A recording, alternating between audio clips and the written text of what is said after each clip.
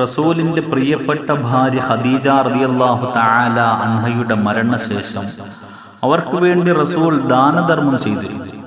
കാന നബി സല്ലല്ലാഹു അലൈഹി വസല്ലം ഇദാ ദബഹ ശാത യഖൂൽ അർസിലൂ ബിഹാ ഇലാ അസ്തിഖാഇ ഖദീജ. റസൂലുള്ളാഹി സല്ലല്ലാഹു അലൈഹി വസല്ലം ആടിനെ അറുത്താൽ പറയുമായിരുന്നു, ഖദീജയുടെ കൂട്ടുകാരികൾക്ക് ഇവയെ നിങ്ങൾ എത്തിച്ചു കൊടുക്കുക. ജീവിച്ചിരിക്കുന്നവരോട് ബാധ്യതയുള്ളതുപോലെ മരണപ്പെട്ടവരോടും കടമയുണ്ട്.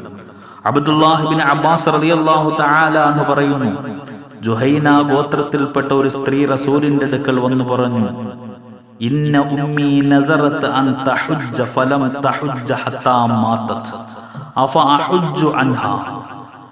എന്റെ ഉമ്മ ഹജ്ജ് ചെയ്യണമെന്ന് നേർച്ചയാക്കിയിരുന്നു റസൂലേ, മരണപ്പെടുന്നത് വരെ അവർക്കതിന് സാധിച്ചില്ല. അവർക്ക് പകരമായി ഞാൻ ഹജ്ജ് ചെയ്യട്ടെയോ? ഖാല റസൂലുള്ളാഹി സ്വല്ലല്ലാഹു അലൈഹി വസല്ലം ഹുജ്ജി അൻഹാ. റസൂൽ പറഞ്ഞു, അവർക്ക് പകരമായിട്ട് നീ ഹജ്ജ് ചെയ്യുക. അറഅയ്ത ലൗ കാന അലാ ഉമ്മികി ദൈൻ അകുന്തി ഖാലിയ. നിന്റെ ഉമ്മാക്ക് കടമുണ്ടെങ്കിൽ നീ വീട്ടണ്ടയോ? ഇഖ്ലുല്ലാഹ ഫല്ലാഹു അഹഖു ബിൽ വഫാ. അല്ലാഹുവിനോടുള്ള കടം നിങ്ങൾ വീട്ടുക. അല്ലാഹുവാണ് കടമ പൂർത്തീകരണത്തിന് ഏറ്റവും അർഹൻ.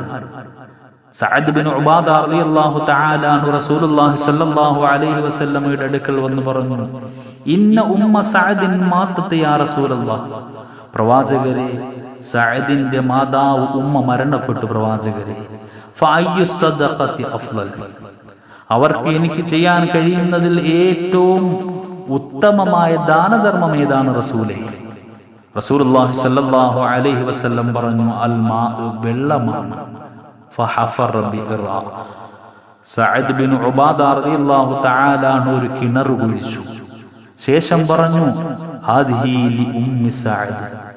ഇത് സഅദിന്റെ ഉമ്മയ്ക്ക് വേണ്ടിയുള്ള ദാനധർമ്മമാണ്.